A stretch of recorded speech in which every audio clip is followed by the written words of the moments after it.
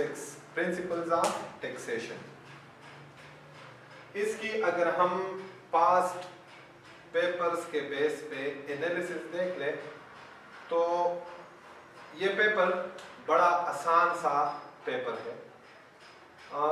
आसान मैं इन अल्फाज में कह रहा हूँ कि इस तरह नहीं कि आप बिल्कुल, अगर हम आईकेप के पॉइंट ऑफ व्यू से देखें तो सीए के सिलेबस के पॉइंट ऑफ व्यू से क्वालिफिकेशन जो आपकी है सीए, ये आपका एक कोर पेपर है। जैसा आपका ऑडिट है, जैसा आपका फाइनेंशियल अकाउंटिंग है, जैसा आपका कॉस्ट अकाउंटिंग है, तो इसी तरह टैक्स भी एक कोर सब्जेक्ट है और प्रैक्टिकल सब्जेक्ट है, थ्योरेटिकल सब्जेक्ट नहीं है। बहुत सारे बच्चे इसको मिसकॉन्सेप्शन क्रिएट करते हैं कि ये थ्योरेटिकल पोर्शन है, इसमें टैक्स टोटली जो हमारा सब्जेक्ट है ये है प्रैक्टिकल सब्जेक्ट। प्रैक्टिकल आप इंशाल्लाह क्वालिफाई करने के बाद आपको नजर आएगा कि प्रैक्टिकली टैक्स का कितना काम है। तो हम पहला लेक्चर स्टार्ट करते हैं। आपको इंशाल्लाह लेक्चर के साथ साथ जो पास पेपर एनालिसिस है वो मिल जाएगा, और जो हमारा चैप्टर है जो जहां से हम पढ़ना शुरू करेंगे वो नोट्स भी मिल जाएंगे। सबसे पहले हम, अगर कोई भी पेपर आप सीए में पढ़ते हो तो आपको मार्क्स क्लासिफिकेशन का पता होना चाहिए कि मेरे इस पेपर में कौन से एरिया से कितने मार्क्स टेस्ट होते हैं। तो सबसे पहले हम मार्क्स क्लासिफिकेशन देखते हैं कि F6 जो हमारा पेपर है ये टोटल 100 मार्क्स का पेपर होता है। अगर इसकी हम क्लासिफिकेशन करें तो हमारे पास टैक्स प्रिंसिपल्स ऑफ टैक्सेशन जो है इसको मैं डिवाइड करता हूं 3 मेन एरियाज में। जो एक है बेसिक्स का, एक है इनकम टैक्स का, और एक है सेल्स टैक्स का। अब ये 100 मार्क्स इन 3 एरियाज में कहां से कितने मार्क्स पेपर में आपके टेस्ट होंगे। तो जो बेसिक्स है ये 100% हमारे थ्योरेटिकल एरिया है। यहां से इन बेसिक्स में 3 चैप्टर्स हैं जो आपने पढ़ने हैं। टैक्स के हवाले से 100% थ्योरेटिकल एरिया है, बेसिक्स है टैक्स के। यहां से एग्जामिनर टेस्ट करता है 10 मार्क्स का पेपर। सेकंड हमारा इनकम टैक्स जो हमारा कोर एरिया है, जो मेन एरिया है प्रिंसिपल्स ऑफ टैक्सेशन का। यहां से एग्जामिनर टेस्ट करता है अप्रोक्सीमेटली 60 मार्क्स का पेपर। और थर्ड हमारा सेल्स टैक्स है, जो वो भी सिलेबस के पॉइंट ऑफ व्यू से छोटा सा एरिया है, लेकिन मार्क्स के पॉइंट ऑफ व्यू से ये एक बहुत बड़ा एरिया हमारा कवर करता है। और यहां से टेस्ट होते हैं 30 मार्क्स। अगर फर्दर हम इसकी क्लासिफिकेशन फर्दर करें तो इन 60 मार्क्स को वो टेस्ट करता है। इनमें से 20 to 30 मार्क्स जो है ये न्यूमेरिकल एरिया है। यहां से न्यूमेरिकल, इनकम टैक्स के न्यूमेरिकल वो टेस्ट करता है। और जो बाकी 30 to 40 मार्क्स है ये हमारा थ्योरेटिकल पेपर टेस्ट होता है। इसी तरह सेल्स टैक्स के 30 मार्क्स भी अप्रोक्सीमेटली 15 मार्क्स या 17, 18 मार्क्स, 16 मार्क्स का वो टेस्ट करता है न्यूमेरिकल।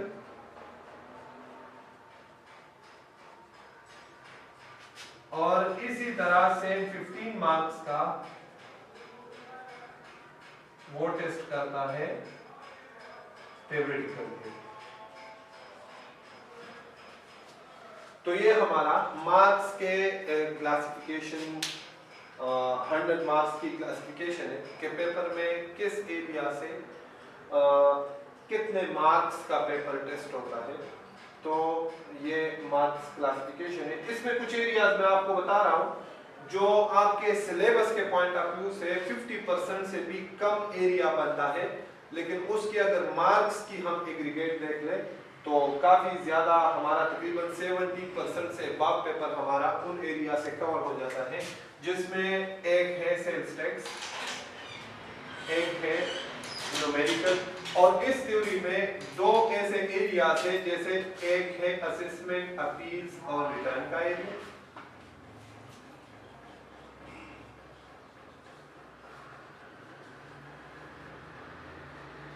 और एक है डिफिनीशंस। ये दो ऐसे चैप्टर्स हैं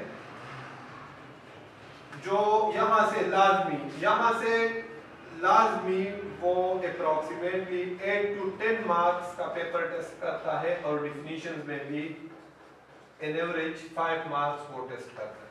तो ये एरियाज आप देख ले जिसको मैं स्टेयर कर रहा हूं,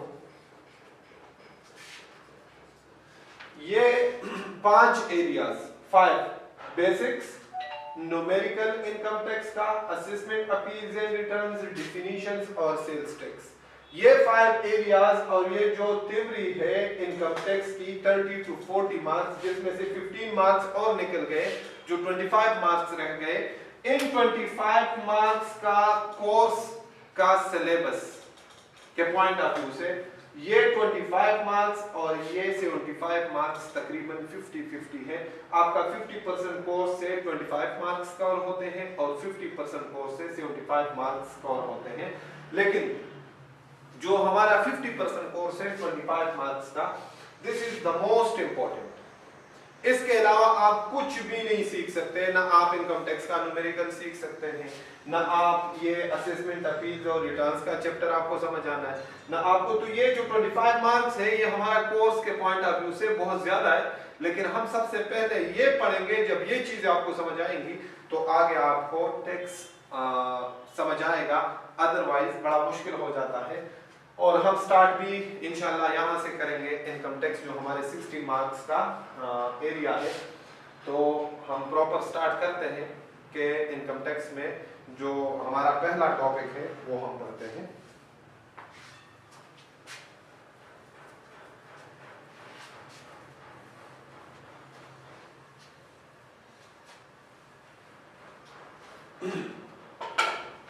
जी, इनकम टैक्स जो हमारा 60 मार्क्स का पोर्शन है वो हम स्टार्ट कर रहे हैं।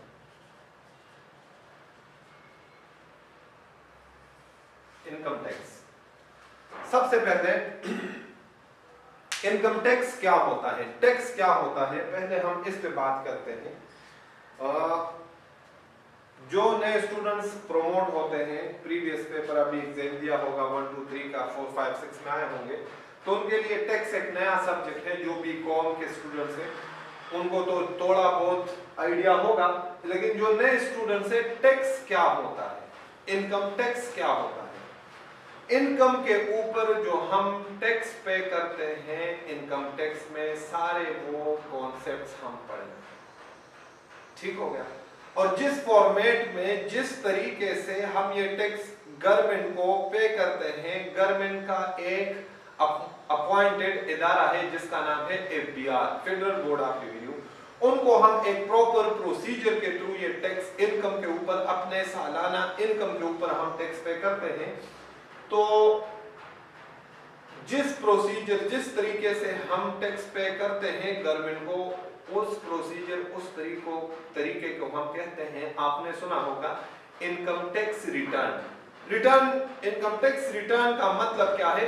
रिटर्न का मतलब है प्रैक्टिकली अगर हम इसको समझे तो रिटर्न का मतलब होता है कि अपने इनकम में, हमारे इनकम में जो गवर्नमेंट का जितना हिस्सा बनता है वो गवर्नमेंट को हम रिटर्न करें, वापस करें। उसके बदले जब हम टैक्स पे करते हैं, उसके बदले हमें गवर्नमेंट फैसिलिटीज प्रोवाइड करता है in the form of electricity, in the form of gas, in the form of roads, infrastructure जिसे हम कहते हैं, in the form of government hospitals, in the form of government educational institutions, schools, universities, इनमें सारे government के जितने भी इदारे हैं, ये पूरा मुल्क हमारे टैक्स के पैसों से चलता है। अगर हम टैक्स ना दें तो इनकम टैक्स, हम अपने इनकम के ऊपर कैसे टैक्स देंगे?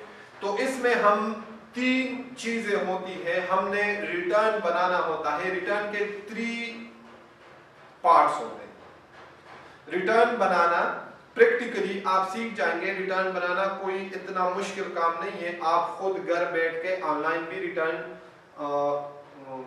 फाइल कर सकते हैं, बना सकते हैं।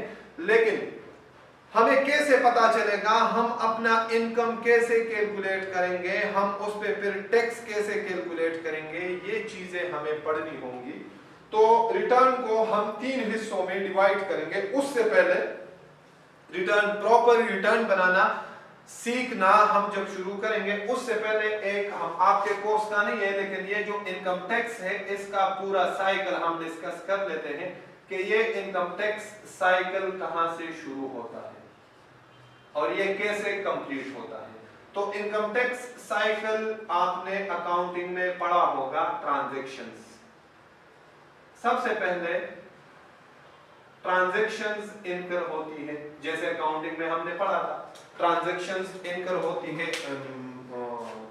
इंट्रोडक्शन टू अकाउंटिंग जो आपका बेसिक पेपर है उसमें आपने पढ़ा होगा। ट्रांजैक्शंस के बाद हम इसको लेजर में डबल एंट्री पास करते हैं, लेजर बनाते हैं, ट्रायल बैलेंस बनाते हैं, बैलेंस शीट और इनकम स्टेटमेंट में फिर पोस्टिंग करते हैं। तो हम सीधा चले जाते हैं इनकम स्टेटमेंट के ऊपर। ट्रांजैक्शन के बाद हमारा जो मकसद होता है वो होता है इनकम स्टेटमेंट बनाना। ये हमने जो इनकम स्टेटमेंट हम बनाते हैं, ये हम बनाते हैं अकॉर्डिंग टू आईएफआरएस। ये इनकम स्टेटमेंट होता है according to IFRS. IFRS stands for international financial reporting standards. जो हमारे अकाउंटिंग के स्टैंडर्ड्स हैं उसके मुताबिक जो हम प्रॉफिट एंड लॉस अकाउंट बनाते हैं उसको हम कहते हैं इनकम स्टेटमेंट कहते हैं, या profit and loss accounting, profit and loss account कहते हैं, या आप अकाउंटिंग प्रॉफिट इसमें कैलकुलेट करते हैं। लेकिन अब जब हम टैक्स पढ़ रहे हैं तो हमें इनकम स्टेटमेंट काम नहीं आना, हमने अब इस इनकम स्टेटमेंट को कन्वर्ट करना है टैक्सेबल प्रॉफिट्स में। टैक्सेबल प्रॉफिट मींस कि वो इनकम जिसपे हमने टैक्स देना है, जिसपे हमने क्या देना है, टैक्स देना है। तो इस इनकम स्टेटमेंट को हम ट्रांसफर करते हैं टैक्सेबल प्रॉफिट्स के ऊपर। इसको हम ट्रांसफर करते हैं टैक्सेबल प्रॉफिट्स में, और जैसे टैक्सेबल प्रॉफिट्स में ट्रांसफर करते हैं तो इधर ही हम इसके ऊपर टैक्स लायबिलिटी कैलकुलेट कर लेते हैं। ये जो दोनों काम हम करेंगे ये कैसे करेंगे, इसके लिए हमें इनकम टैक्स ऑर्डिनेंस 2001 से गाइडेंस लेनी होगी। आईएफआरएस का प्रॉफिट हम कन्वर्ट कैसे करेंगे टैक्सेबल प्रॉफिट्स में, जब इस इनकम स्टेटमेंट पे हम इनकम टैक्स ऑर्डिनेंस 2001 के रूल्स अप्लाई करें। ठीक हो गया। तो इनकम टैक्स ऑर्डिनेंस 2001 हमें क्या कहता है, ये जो टैक्सेबल प्रॉफिट्स और टैक्स लायबिलिटी कैलकुलेट करनी है, ये आपका 95% कोर्स है इनकम टैक्स। ये जो 60 मार्क्स है इसमें हम ये दो काम करेंगे कि टैक्सेबल प्रॉफिट्स कैसे कैलकुलेट करेंगे और टैक्स लायबिलिटी कैसे कैलकुलेट करेंगे। इनकम टैक्स ऑर्डिनेंस 2001 से गाइडेंस लेंगे और उसके मुताबिक हम फिर ये चीजें कैलकुलेट करेंगे। ठीक हो गया। तो अभी इस डिटेल में नहीं जाते, ये हमारा चूंकि पूरा कोर्स है, मैंने कहा 60 मार्क्स है तो हम इसमें 2-2.5 महीने हमें लगेंगे ये कैलकुलेट करने। लेकिन मैं आपको पहले दिन एक साइकिल कि मेरे स्टूडेंट्स को ये पता हो कि कहां से शुरू होता है ये प्रोसेस और कहां पे खत्म होता है। जैसे हम ये काम करते हैं तो इसको इस टैक्सेबल प्रॉफिट या जो टैक्स लायबिलिटी होती है जिस पेज के ऊपर ऑनलाइन या फिजिकल फॉर्म में, तो ये हम डिपार्टमेंट के पास जमा करते हैं और उस प्रोसेस को कहते हैं फाइलिंग ऑफ रिटर्न।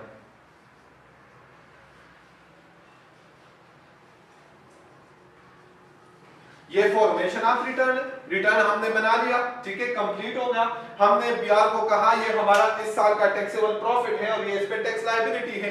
ये दोनों चीजें आपस में एक दूसरे के साथ ये मैच होने चाहिए। ये नहीं कि टैक्सेबल प्रॉफिट है वो टैक्स लायबिलिटी कोई और हो। टैक्सेबल प्रॉफिट के ऊपर ऊपर आपकी टैक्स लायबिलिटी डिपेंडेंट होनी चाहिए। जितना आपका टैक्सेबल प्रॉफिट होगा उसके मुताबिक टैक्स लायबिलिटी होगी।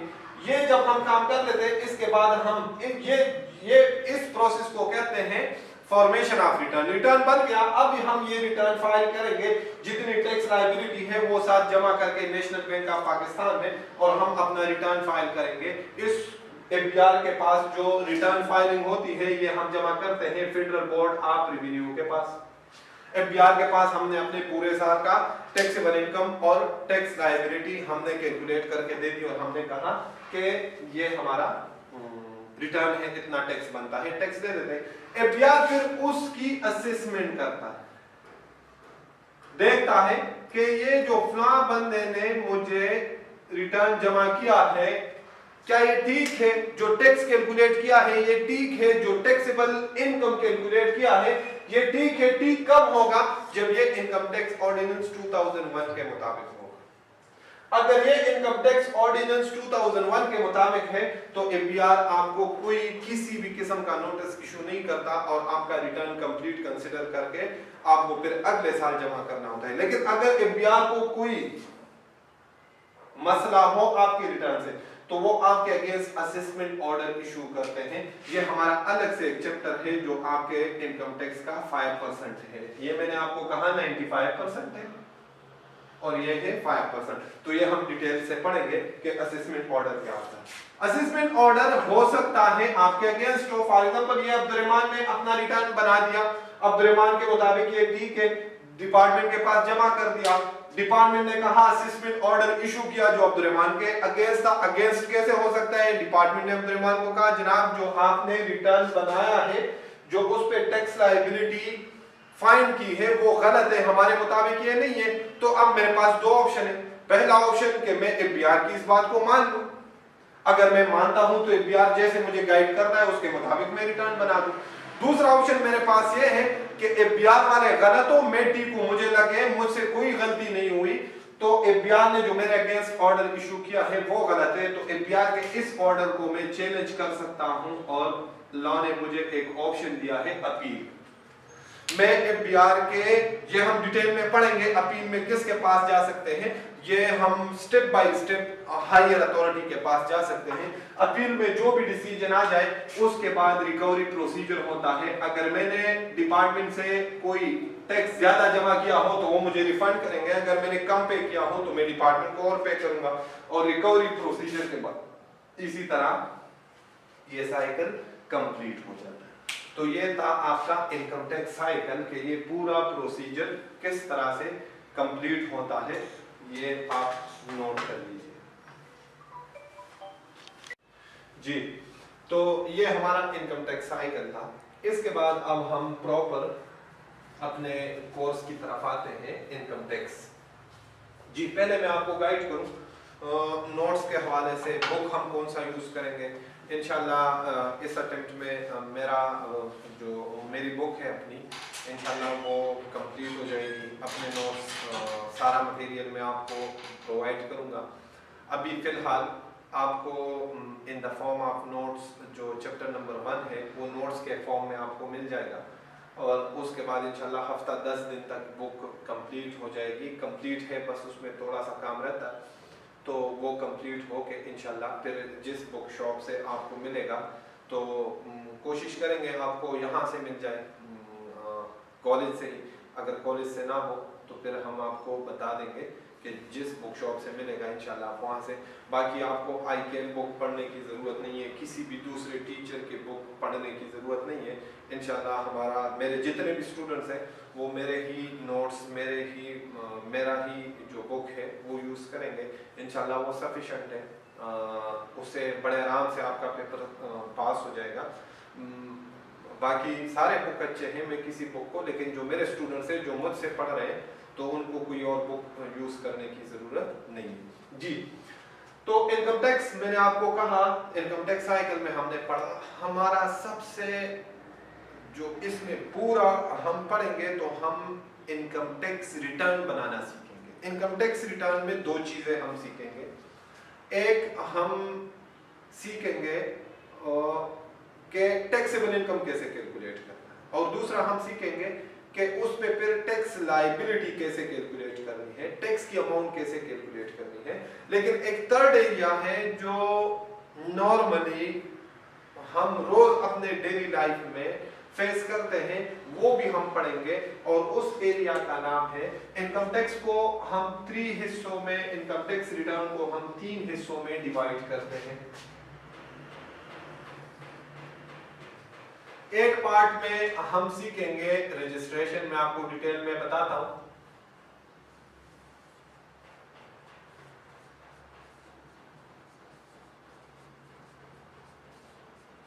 दूसरा पार्ट है हमारा कंप्यूटेशन ऑफ टैक्सेबल इनकम।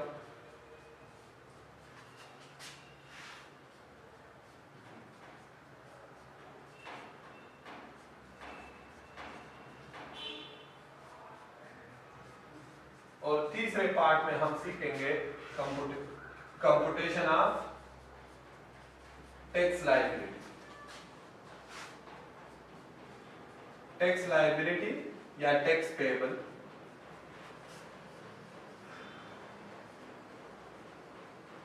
ये हमारे 3 मेन एरियाज है। ये हमारा पूरा इनकम टैक्स का कोर्स है जो 60 मार्क्स है, उनमें ये 3 चीजें होंगी, इससे ज्यादा कोई चीज नहीं। ठीक है, हम ये 3 चीजें सीखेंगे। उसमें पहला पार्ट है हमारा रजिस्ट्रेशन, या इसको हम प्रोफाइल भी कहते हैं। दूसरे में हम सेकंड पार्ट में हम कंप्यूट करेंगे, कैलकुलेट करेंगे टैक्सेबल इनकम, और थर्ड पार्ट में हम शुरू करेंगे कि इस टैक्सेबल इनकम के ऊपर टैक्स लायबिलिटी या टैक्स पेएबल कैसे कैलकुलेट करते हैं। तो रजिस्ट्रेशन या प्रोफाइल क्या मतलब है, मैंने आपको कहा 3 पार्ट है। ये 2 पार्ट तो हर किसी को पता है कि इनकम टैक्स रिटर्न में टैक्सेबल इनकम कैलकुलेट करना होता है, और सेकंड पार्ट में टैक्स लायबिलिटी। लेकिन ये पहला पार्ट जो है ये क्या है, जिसको मैंने नाम दिया है रजिस्ट्रेशन का, या फिर प्रोफाइल का, या फिर बेसिक्स का, इनकम टैक्स रिटर्न के बेसिक्स का। आप देखें, मैं आपको प्रैक्टिकल एग्जांपल आपको दे देता हूं। अगर आपने सीपी में एडमिशन लेना है तो आप जब फ्रंट ऑफिस में जाते हो तो सबसे पहले आप क्या काम करते हो, आप ये काम करते हो कि जैसे आप फ्रंट सीट में बैठते हो, जो आपको डील कर रहा है, तो सबसे पहले आप अपना नाम बताते हैं। सबसे पहले वो किसी भी जगह आप जाते हो तो आपको सबसे पहले अपना इंट्रोडक्शन कराना होता है, अपना तारुफ कराना पड़ता है। ठीक है, इसी तरह अगर अब्दुर्रहमान एफबीआर को अपना रिटर्न फाइल कर रहा है तो टैक्सेबल इनकम कैलकुलेट करने से पहले और टैक्स लायबिलिटी कैलकुलेट करने से पहले अब्दुर्रहमान को पहले बताना पड़ेगा कि भाई मैं हूं कौन। ठीक है, ये जो टैक्सेबल इनकम है, ये टैक्स लायबिलिटी है, ये किसकी है। तो उस पार्ट को जिसमें हम अपना इंट्रोडक्शन देंगे, जिसमें हम एफबीआर को बताएंगे कि ये इनकम टैक्स रिटर्न जो बंदा फाइल कर रहा है वो बंदा है कौन, वो अपना इंट्रोडक्शन इस रजिस्ट्रेशन पार्ट में करवाएगा। तो ये अपर मोस्ट पार्ट होता है टैक्सेबल इनकम कैलकुलेट करने से पहले और टैक्स लायबिलिटी कैलकुलेट करने से पहले। सबसे पहले आपको अपना इंट्रोडक्शन देना पड़ता है। ठीक है, तो इस इंट्रोडक्शन में, अच्छा ये इंट्रोडक्शन ऐसा नहीं है कि आप अपनी मर्जी से दे दो, अपनी मर्जी से नहीं दे सकते। ये डिपार्टमेंट इनकम टैक्स ऑर्डिनेंस 2001 के मुताबिक आपने देनी है। उन्होंने आपसे कुछ चीजें रिक्वायर की है कि रिटर्न जब आप फाइल करो तो आप सबसे पहले ये इंफॉर्मेशन दोगे अपने बारे में, फिर ये इंफॉर्मेशन दोगे, फिर ये इंफॉर्मेशन दोगे। जो जो इंफॉर्मेशन ऑर्डिनेंस ने रिक्वायर की है आपने वो इंफॉर्मेशन देनी है। उसके अलावा जैसे आपको लॉ ने बताया है कि आपने अपना नाम बताना है, ठीक है, तो आपने सिर्फ अपना नाम बताना है। लॉ में कहीं पे नहीं लिखा कि आपने अपने वालिद साहब का नाम भी बताना है, तो आपने अपने वालिद साहब का नाम खुद से नहीं बताना क्योंकि लॉ की तरफ से रिक्वायरमेंट नहीं है। ठीक है, तो ये चीजें जो है ये आपको लॉ के मुताबिक प्रोवाइड करनी पड़ेगी। ये वाली इंफॉर्मेशन, ये सारी आपको लॉ है, लॉ को फॉलो कर सकते हैं। इसमें हमारी अपनी मर्जी नहीं चल सकती कि ये चीज मुझे अच्छी लग रही है तो ये मैं दे दूं, ये मुझे बुरी लग रही है तो नहीं, ऐसा नहीं हो सकता। ये लॉ है, लॉ में जो चीज जैसे उन्होंने मांगी है हमने उस तरह प्रोवाइड करनी है। तो रजिस्ट्रेशन में सबसे पहले जो लॉ की रिक्वायरमेंट है उसको हम कहते हैं पर्सनल स्टेटस।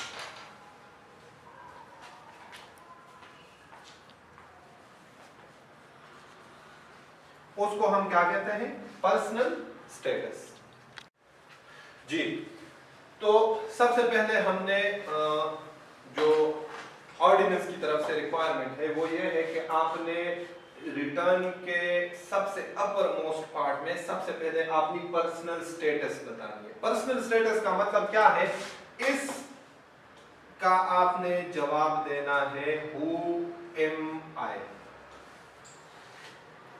ये क्वेश्चन है आपसे, क्या कौन, आपका मतलब क्या, जो रिटर्न फाइल कर रहा है वो कौन है। उससे ऑर्डिनेंस पूछ रहा है कि मुझे अपने बारे में बता दो, पर्सनल स्टेटस बता दो, आप हो कौन, जो आप अपना रिटर्न फाइल कर रहे हो आप हो कौन। तो लॉ ने आपको 4 ऑप्शन दिए हैं, 4 options. There are 4 options in income tax ordinance 2001, जिसमें आप खुद को कैटेगराइज करोगे। आपने खुद ये डिसीजन लेना है कि इन चारों में से मैं किस में फॉल कर रहा हूं। वो 4 है, आपने बताना है कि मैं इंडिविजुअल हूं,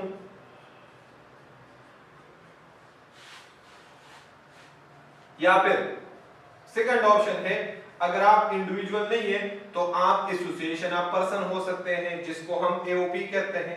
थर्ड, अगर आप एओपी भी नहीं है तो आप कंपनी हो सकते हैं, और अगर आप कंपनी भी नहीं है तो आप गवर्नमेंट हो सकते हैं।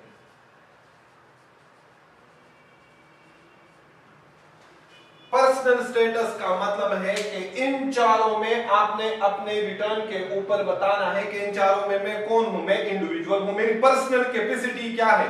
जो मैं रिटर्न फाइल कर रहा हूं तो मैं एज एन इंडिविजुअल फाइल कर रहा हूं, मैं as an AOP association of person, जिसे हम पार्टनरशिप बिजनेस कहते हैं। अगर आपका पार्टनरशिप बिजनेस है तो आपने अपना रिटर्न एओपी के स्टेटस में बताना है। अगर आप एज अ कंपनी रजिस्टर्ड है पाकिस्तान में, या कंपनी को इनकम टैक्स ऑर्डिनेंस डिफाइन करता है, हम आगे डिफिनीशन, अगर वो एंटिटीज अपना रिटर्न फाइल करना चाहे तो वो कंपनीज, और गवर्नमेंट, आप कोई गवर्नमेंट डिपार्टमेंट, लेकिन गवर्नमेंट जब रिटर्न फाइल करती है तो उस पे सेम वही रूल्स लगते हैं जो कंपनी के, दोनों से। ठीक है, अच्छा, ये कैटेगराइजेशन का मकसद क्या है, इंडिविजुअल क्यों बताना है, एओपी क्यों बताना है, कंपनी, 3 स्टेटस में हम अपना रिटर्न फाइल करते हैं, या एज एन इंडिविजुअल, या एज एन एओपी, या as an a company. Government भी एज अ कंपनी अपना रिटर्न फाइल करती है, वो फेडरल गवर्नमेंट हो, प्रोविंशियल गवर्नमेंट हो, लोकल गवर्नमेंट हो, अगर अपना रिटर्न फाइल करेगी उसका कोई भी इदारा तो वो एज अ कंपनी। मतलब 3 कैटेगराइजेशन क्यों बताई गई है ये सुन लीजिए। सिर्फ और सिर्फ एक मकसद है 3 कैटेगरीज में, या एज एन इंडिविजुअल अपना रिटर्न फाइल करोगे, या एज अ एओपी अपना रिटर्न फाइल करोगे, या फिर एज अ कंपनी अपना रिटर्न फाइल करोगे। रीजन, सिर्फ और सिर्फ एक रीजन है कि तीनों के रूल्स अलग अलग हैं, बस सिर्फ ये डिफरेंस है। अगर आप इंडिविजुअल तो आपको टैक्सेबल इनकम और टैक्स लायबिलिटी एक तरीके से कैलकुलेट करनी होगी, अगर आप एओपी हो अपना रिटर्न फाइल कर रहे हो तो आपको फिर टैक्सेबल इनकम और टैक्स लायबिलिटी दूसरे तरीके से कैलकुलेट करनी होगी, और आप अगर एज अ कंपनी अपना रिटर्न फाइल कर रहे हैं तो आपको फिर अपना टैक्सेबल इनकम और टैक्स लायबिलिटी अलग तरीके से कैलकुलेट करना होगा। ठीक है, ये दो जो है कंपनी और गवर्नमेंट, मतलब कंपनी हमारे कोर्स में नहीं है, हम इसका रिटर्न बनाना नहीं सीखेंगे, हमारे कोर्स में है सिर्फ इंडिविजुअल और एओपी। हम इंडिविजुअल का और एओपी का रिटर्न बनाना सीखेंगे। आपने बता दिया कि इंडिविजुअल, अगर आप इंडिविजुअल हो तो इंडिविजुअल, आप एओपी हो तो एओपी बता दोगे कि मैं एज एन एओपी अपना रिटर्न फाइल कर रहा हूं, अगर इंडिविजुअल है तो एज एन इंडिविजुअल। अगर आप एज एन इंडिविजुअल अपना रिटर्न फाइल कर रहे हैं तो इधर ही आपको इसी स्टेज के ऊपर आपको एक और डिसीजन लेना हो, और वो डिसीजन क्या है, इंडिविजुअल जब भी अपना रिटर्न फाइल करेगा तो एक और चीज डिसाइड करेगा, एक और कॉन्सेप्ट है, वो है कि ये इंडिविजुअल सैलरीड है या फिर नॉन सैलरीड है, ये इंडिविजुअल सैलरीड है या फिर नॉन सैलरीड है, ये डिसीजन लेना हो।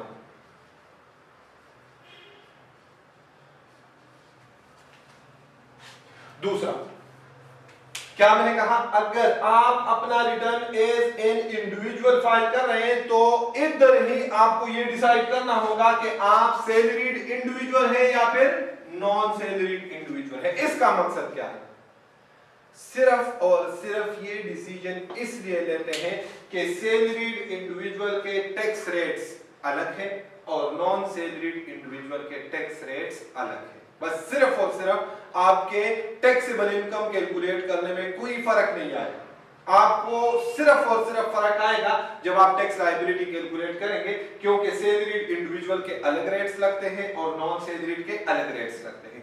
तो इधर भी मैं आपको एक फार्मूला बता देता हूं कि ये सैलरीड और नॉन सैलरीड स्टेटस फाइंड करने के लिए आप कैसे इसको फाइंड करोगे। तो इसके लिए फार्मूला है,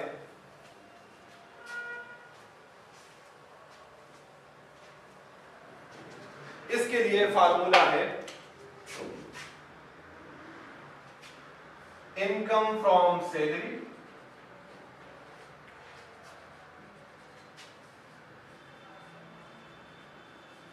divided by total taxable income multiply by percentage. ठीक हो गया, income from salary divided by total taxable income multiply by percentage. If this percentage is more than 75%, तो हम कहेंगे कि ये इंडिविजुअल सैलरीड, ये इंडिविजुअल क्या है, सैलरीड। इसमें फिर सैलरीड इंडिविजुअल वाले रेट्स लगेंगे। And if this percentage is equal to or less than 75%, तो फिर हम कहेंगे कि ये नॉन सैलरीड है, फिर इस पे नॉन सैलरीड वाले रेट्स अप्लाई होंगे।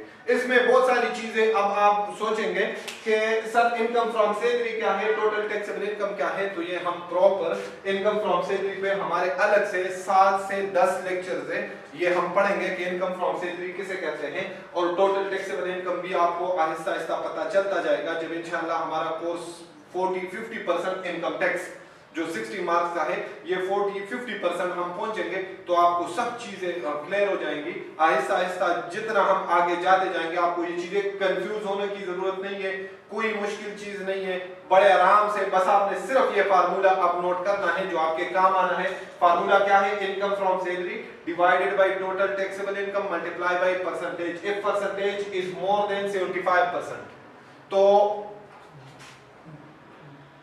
फिर स्टेटस होगा उस इंडिविजुअल का सैलरीड, फिर सैलरीड रेट्स लगेंगे। आपको रेट्स मिल जाएंगे नोट्स के साथ, उसमें लिखा होगा salaried individual, non salaried individual. ठीक हो गया। और अगर ये रेट परसेंटेज 75% के इक्वल हो या फिर कम आ जाए फिर नॉन सैलरीड। नॉन सैलरीड और एओपी के सेम रेट्स, जो रेट्स नॉन सैलरीड इंडिविजुअल पे लग रहे हैं वही रेट्स एओपी पे भी लगेंगे। ठीक हो गया। कंपनी के अलग रेट से आई थिंक 29% है आजकल, या फिर हाँ 29% है या इस तरह कुछ है, मैं फिर भी कंफर्म करके नोट्स में इंशाल्लाह आपको मिल जाएगा।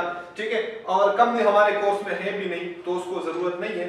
ये दो किस्म के रेट्स आपको मिलेंगे, एक सैलरीड इंडिविजुअल और एक नॉन सैलरीड इंडिविजुअल। और अगर आप अपना स्टेटस, आप अपना return as an AOP file कर रहे हैं तो फिर आपको सैलरीड और नॉन सैलरीड कैलकुलेट करने की जरूरत नहीं है। एओपी पे हमेशा ऑलवेज नॉन सैलरीड इंडिविजुअल के रेट्स लगेंगे। ये जो हम क्लासिफिकेशन बनाएंगे ये सिर्फ और सिर्फ इंडिविजुअल के केस में, कि अगर आपका स्टेटस हो पर्सनल स्टेटस इंडिविजुअल तो आपने लाजमी ये डिसीजन लेना है कि ये सैलरीड है या फिर नॉन सैलरीड। क्लियर, यहां तक क्लियर जी। अब इससे आगे, ये तो पहले क्वेश्चन का आंसर हो गया रजिस्ट्रेशन में, जो आपको ऑर्डिनेंस ने रिक्वायर किया था कि मुझे अपना पर्सनल स्टेटस बताएं। पर्सनल स्टेटस आपने बता दिया कि इन तीनों में से, इन चारों में से मैं कौन सा हूं, आपने बता दिया। अब सेकंड जो आपसे वो रिक्वायर करता है,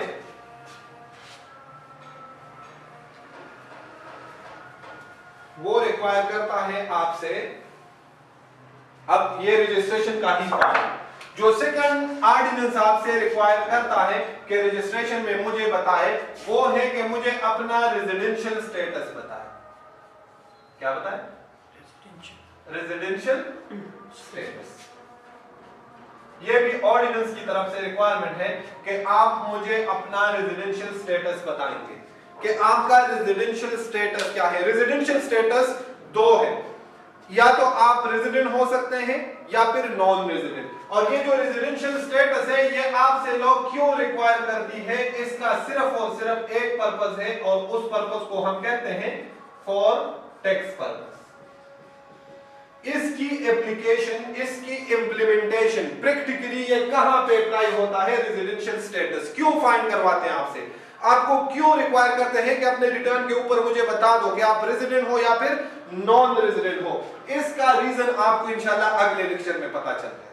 ये प्रैक्टिकली हमारे अगले लेक्चर में हमारा प्रैक्टिकल इंप्लीमेंटेशन होगा कि रेजिडेंट के लिए क्या रूल्स है टैक्स कैलकुलेट करने के और नॉन रेजिडेंट के लिए क्या रूल है टैक्स कैलकुलेट करने के।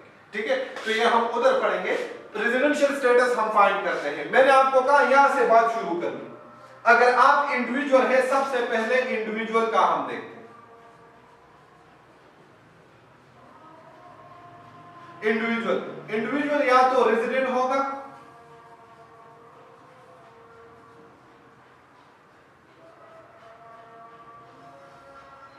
या फिर नॉन रेजिडेंट होगा। रेजिडेंट कब होगा? दो केसेस में इंडिविजुअल रेजिडेंट होता है। पहला केस, अगर वो इंडिविजुअल पाकिस्तान में फिजिकली प्रेजेंट हो। कैसे प्रेजेंट हो?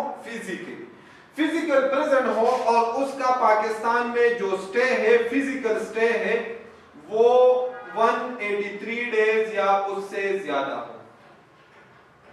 स्टे क्या हो? 183 डेज हो या उससे ज्यादा, equal or more than 183 days. लेकिन ये आपने याद रखना है, ये 183 days in a single tax year. एक और कॉन्सेप्ट आ गया, एक और चीज आ गई, टैक्स ईयर क्या होता है।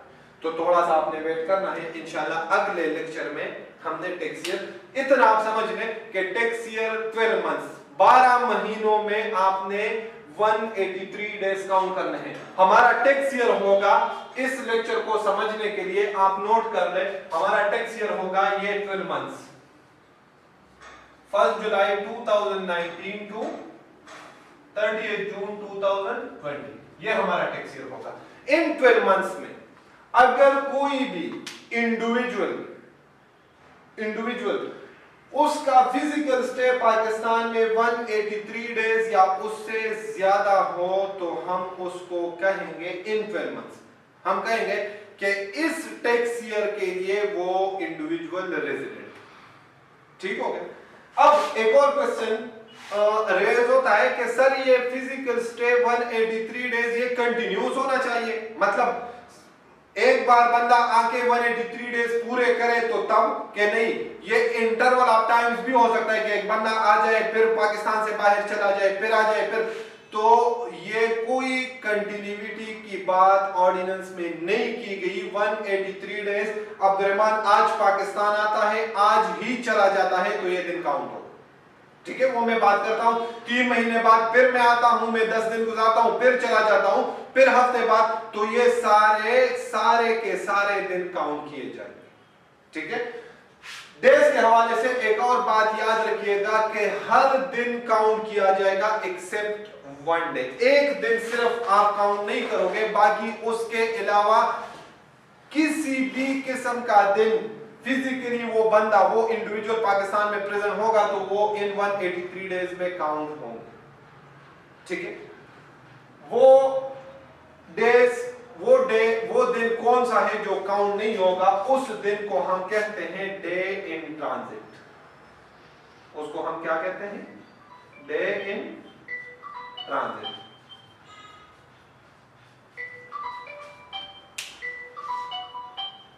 डे इन ट्रांजिट का मतलब क्या है?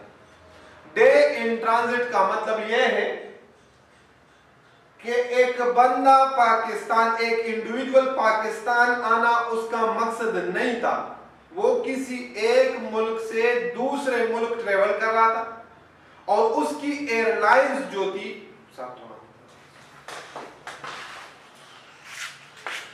तो डे इन ट्रांजिट का मतलब है कि उस इंडिविजुअल का पाकिस्तान आने का कोई मकसद नहीं था, ठीक है।